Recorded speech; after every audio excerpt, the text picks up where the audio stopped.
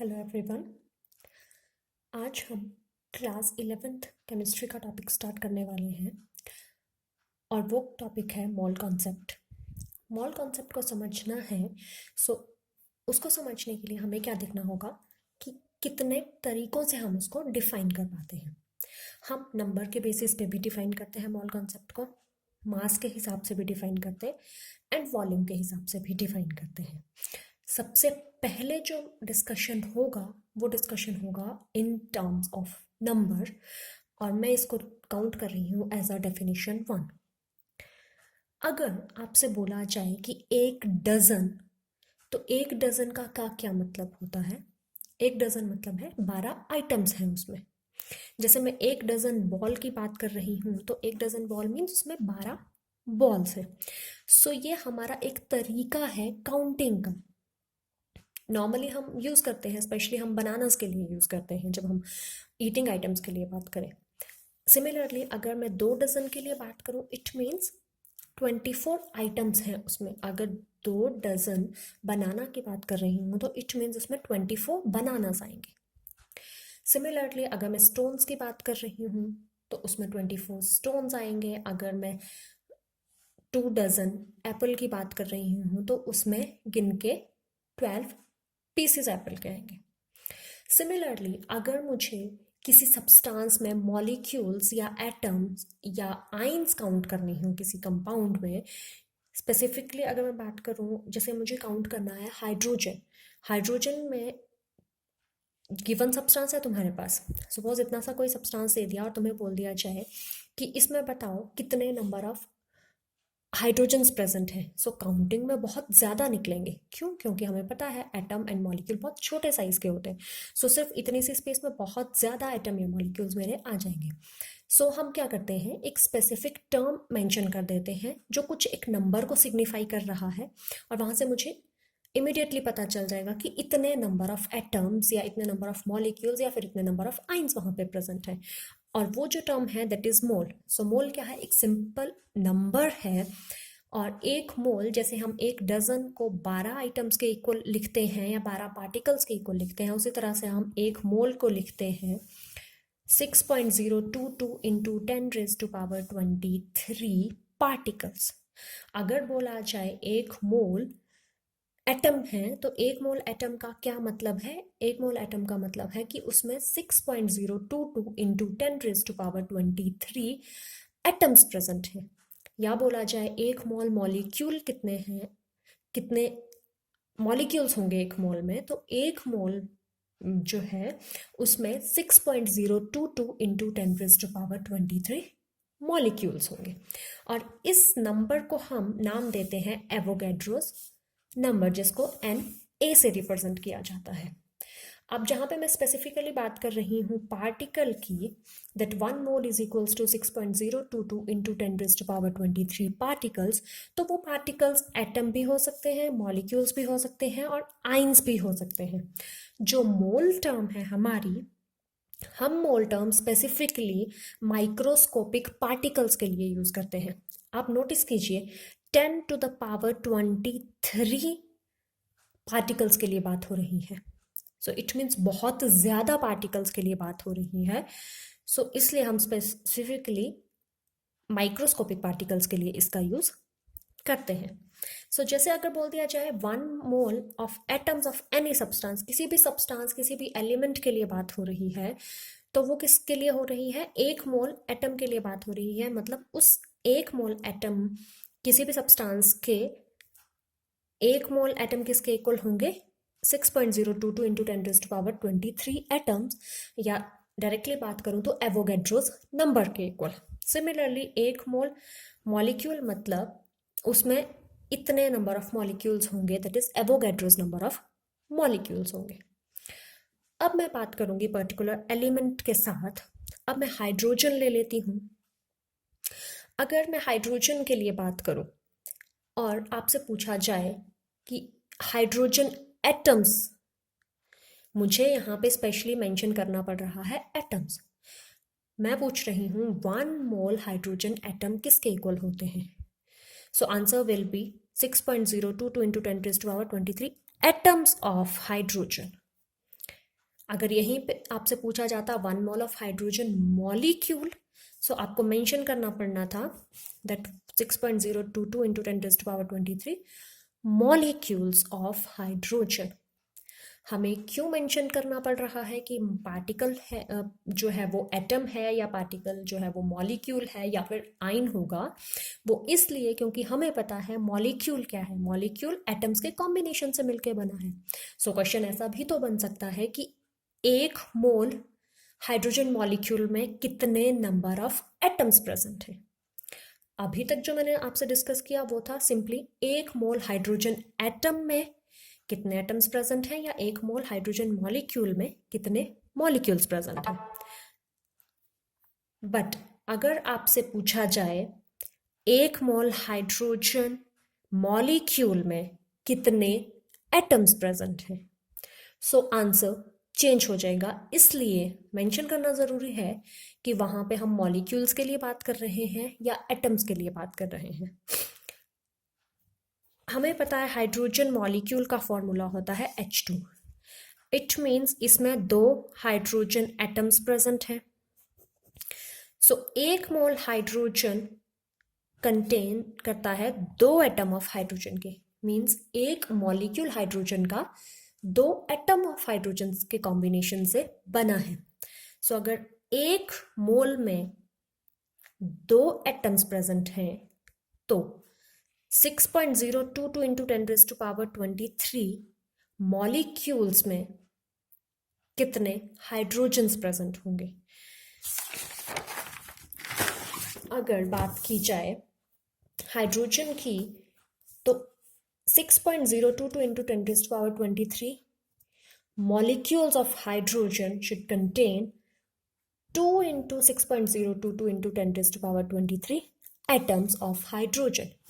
अगर एक molecule 2 hydrogen atom contain कर रहा है तो एवोगैड्रोस नंबर ऑफ मॉलिक्यूल या 6.022 इंटू 10⁻23 मॉलिक्यूल्स जो हैं वो ऑब्वियसली डबल एटम्स कंटेन करेंगे, इसलिए मुझे यहाँ पे 2 से मल्टीप्लाई करना पड़ा और फाइनली मेरा आंसर आया 12.044 इंटू 10⁻23 एटम्स ऑफ हाइड्रोजन।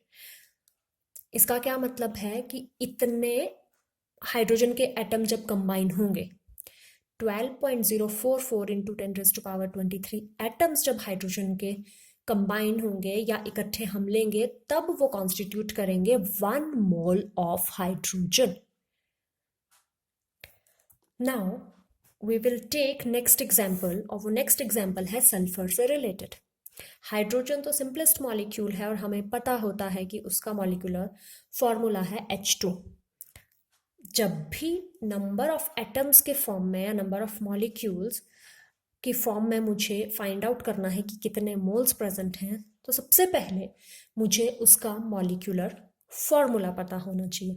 अब क्वेश्चन क्या है कि मुझे फाइंड आउट करना है number of atoms 1 mole of sulphur molecule में कितने होंगे।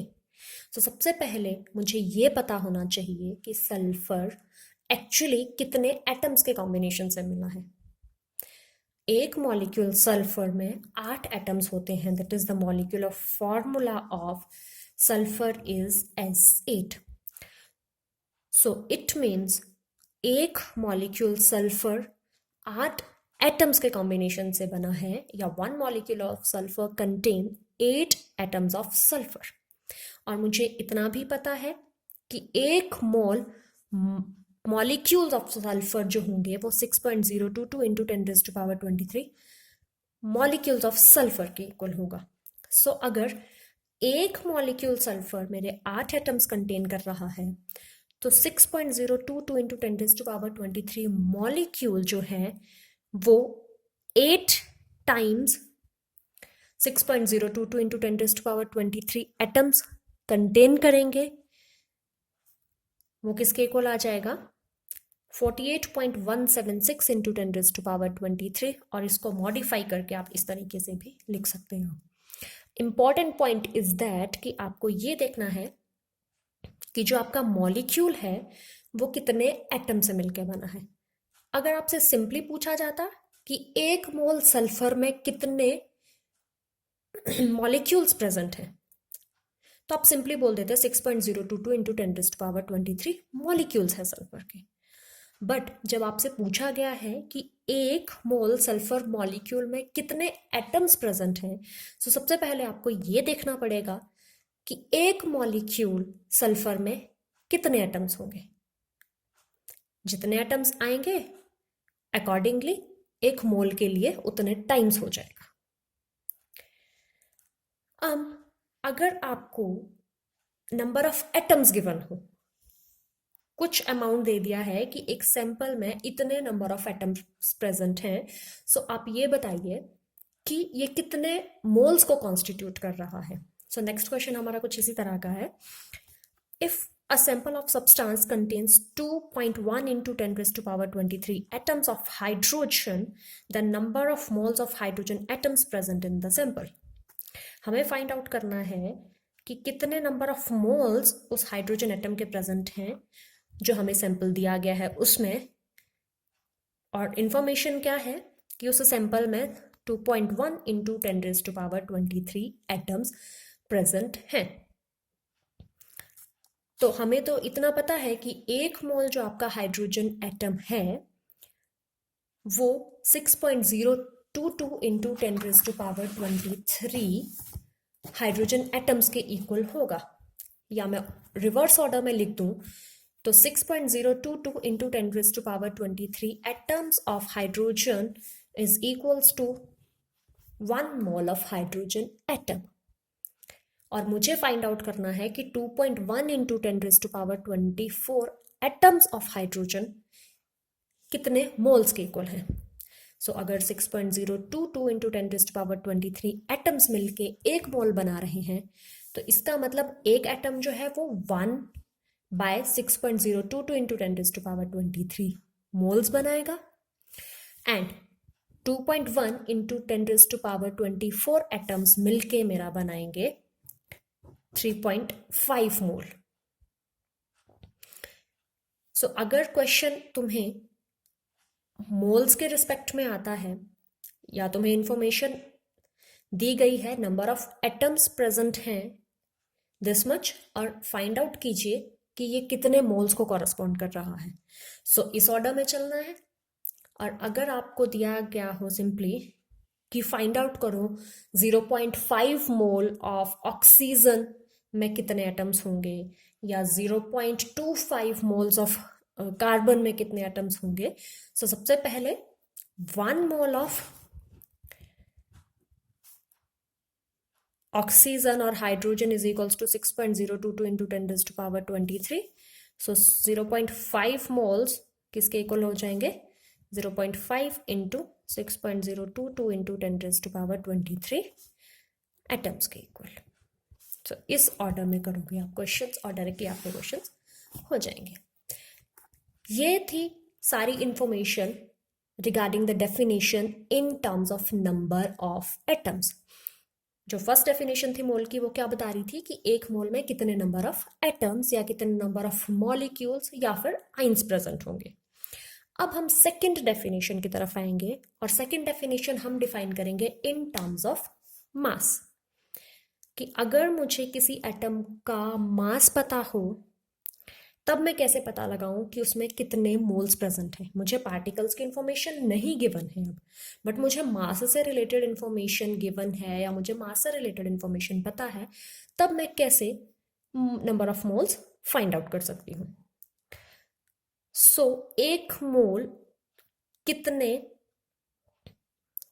मास के इक्वल होगा, उसके लिए सबसे पहले हमें यह देखना पड़ेगा कि जिस एलिमेंट के लिए पूछा जा रहा है वो एटॉमिक फॉर्म में एग्जिस्ट कर रही है या वो मॉलिक्यूलर फॉर्म में एग्जिस्ट कर रही है। अगर वो एटॉमिक फॉर्म में एग्जिस्ट कर रही है then you have to consider gram atomic mass, but अगर वो मॉलिक्यूलर फॉर्म में एग्जिस्ट कर रही है तो ऑब्वियसली आप ग्राम मॉलिक्यूलर मास या उसका मॉलिक्यूलर मास कंसीडर करोगे।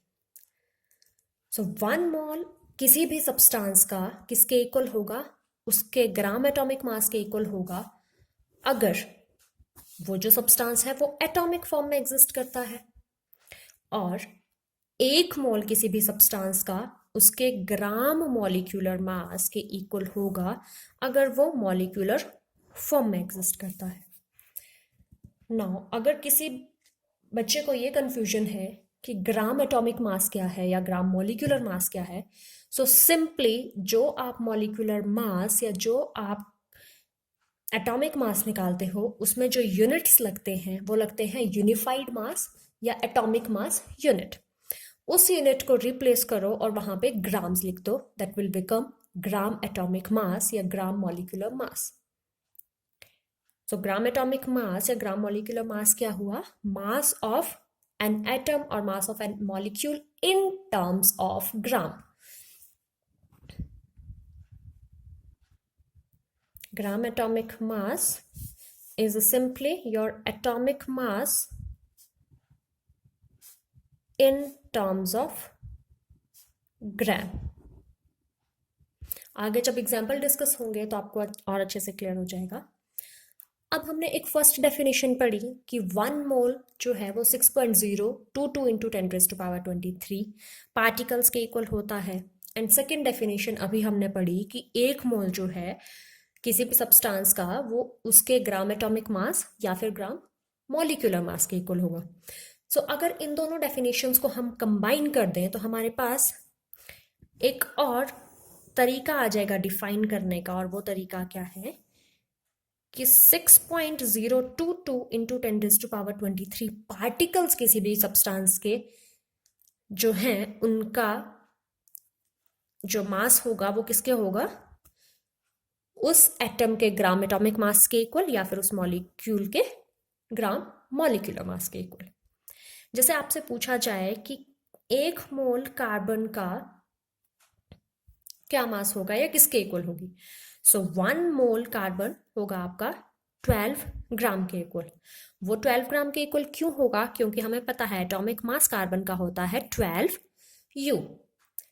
सो जैसे मैंने आपको पहले बताया कि just you have to replace this unified mass unit और एटॉमिक मास यूनिट विथ ग्राम।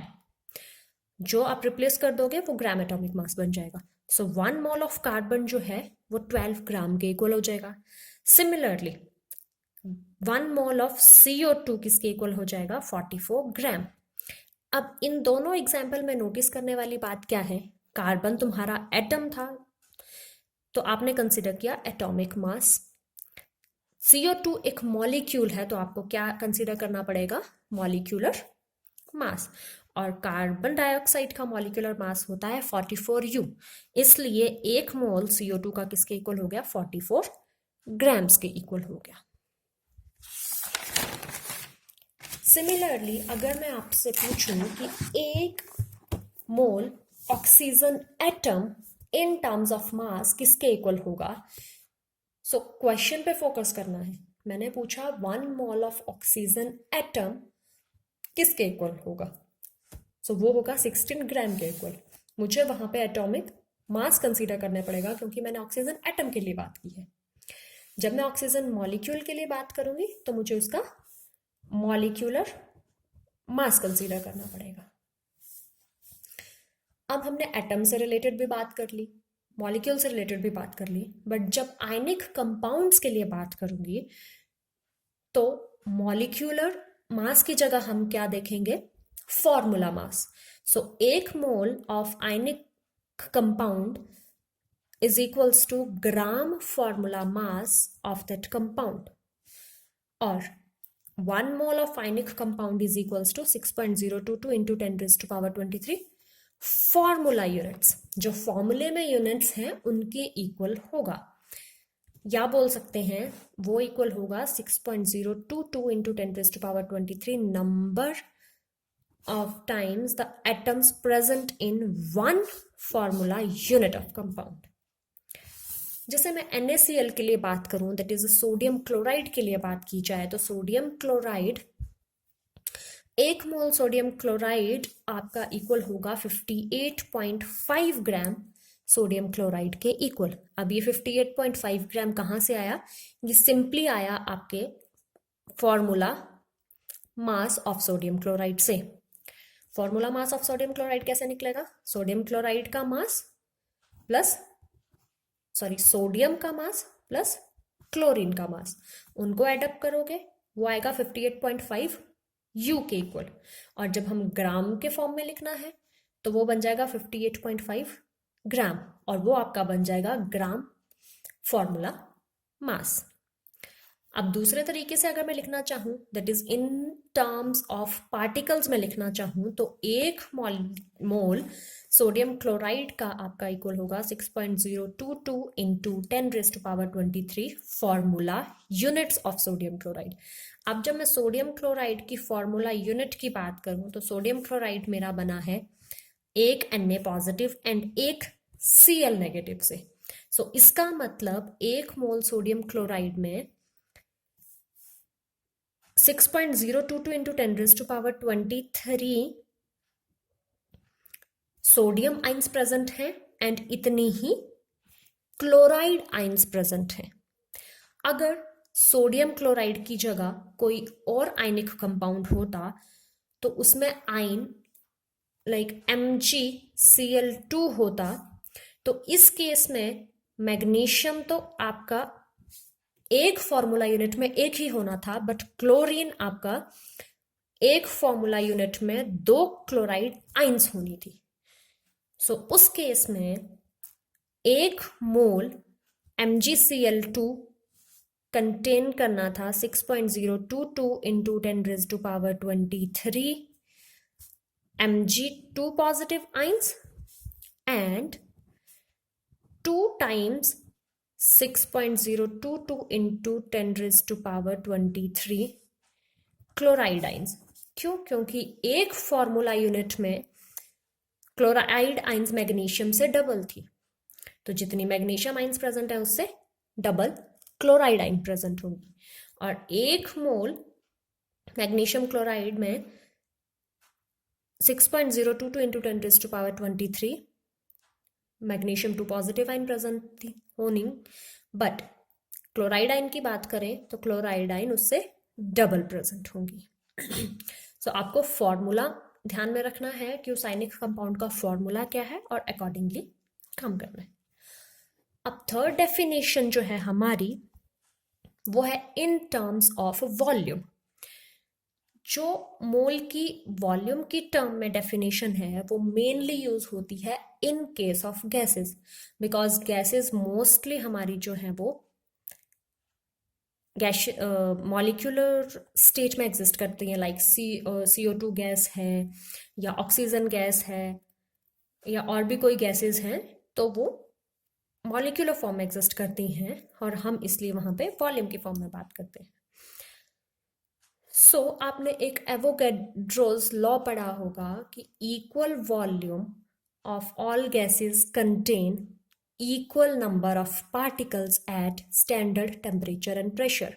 मतलब अगर हम स्टैंडर्ड टेम्परेचर और प्रेशर कंडीशंस रखें तो हर एक गैस का इक्वल वॉल्यूम हम लें तो हर एक वॉल्यूम में equal number of particles present होंगे। तो 1 मोल किसके इक्वल आता है हमारा, वो जो वॉल्यूम है जिसमें सेम नंबर ऑफ पार्टिकल्स होंगे वो वॉल्यूम हो जाता है हमारा 22.4 litres at STP। STP means standard temperature and pressure. तो आपको सिंपली क्या याद रखना है, अगर आपसे डायरेक्टली पूछा जाए किसी गैस के लिए कि 1 मोल कोई भी गैस की बात की है वो कितने लीटर्स के इक्वल होगी, सो वो होगी 22.4 litres, but condition is that कि वहां पे स्टैंडर्ड कंडीशंस ली गई हो। जैसे 1 मोल ऑफ ऑक्सीजन गैस के लिए पूछा जाए तो 1 मोल ऑक्सीजन गैस 22.4 लीटर के इक्वल होगी। सिमिलरली 1 मोल कार्बन डाइऑक्साइड भी 22.4 लीटर ऑफ कार्बन डाइऑक्साइड के इक्वल होगी। सो आई होप आपको ये मॉल कॉन्सेप्ट की तीनों डेफिनेशंस क्लियर हो गई होंगे। नेक्स्ट वीडियो में हम इससे रिलेटेड क्वेश्चंस करेंगे। Thank you.